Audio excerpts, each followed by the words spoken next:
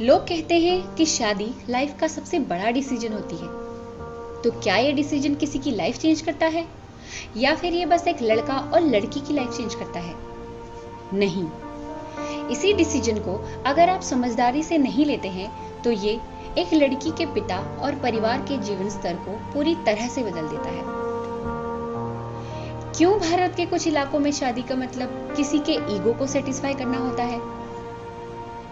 अगर किसी पिता के पास इतना पैसा नहीं है, चलिए देखते हैं वे क्या करते हैं।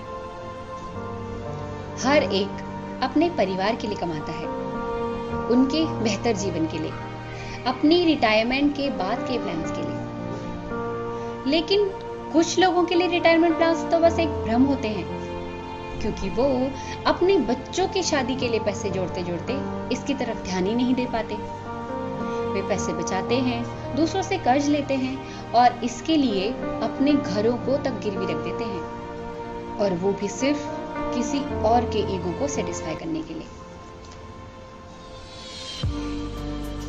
और इस बीच किसी को भी इस बात की फिक्र नहीं रहती कि इस शादी के बाद उनके परिवार की परिस्थितियां क्या होंगी, क्योंकि वो तो बस अपनी बेटी की खुशी चाहते हैं। लेकिन किस कीमत पर? उस पिता से पूछिए जिसने अपनी बच्ची और यहाँ तक कि अपने घर को भी खो दिया है, उसके अपने खेत, उसका आने वाला जीवन। वो एक ऐसा जीवन जीने के लिए मजबूर हो जाते हैं जिसके बारे में उन्होंने कभी सोचा भी नहीं होता। दहेज गैरकानूनी है, लेकिन क्या किसी पिता को इतना खर्च करने के लिए मजबूर करना सही है जिसके पास उस लायक पैसा ही ना हो? मेरे ख्याल से तो नहीं, बिल्कुल नहीं। सिर्फ दहेज ही एकमात्र ऐसी चीज नहीं है जो कि जीवन नरक बना रही है, ऐसे और भी हैं। लेकिन इस कोविड-19 महामारी के दौरान हो रही शादियों से हमें सीखना चाहिए कि कैसे हम शादियों को सफल बना सकते हैं बिना पैसे को पानी की तरह बहाए हुए।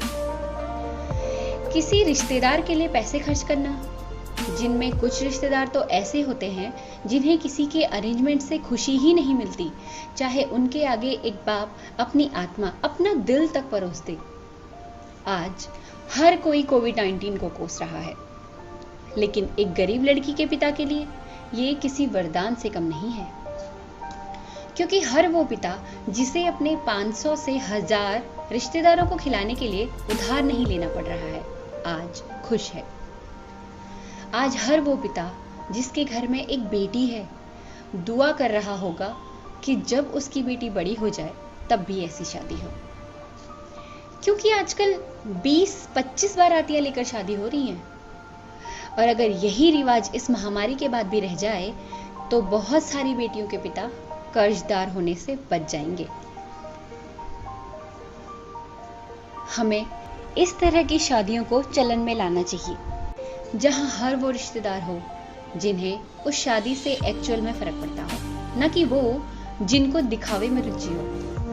तो बस इस बुरे टाइम में भी हमें कुछ ऐसा सीखना चाहिए जो सही और इंसानियत को दर्शाता हो।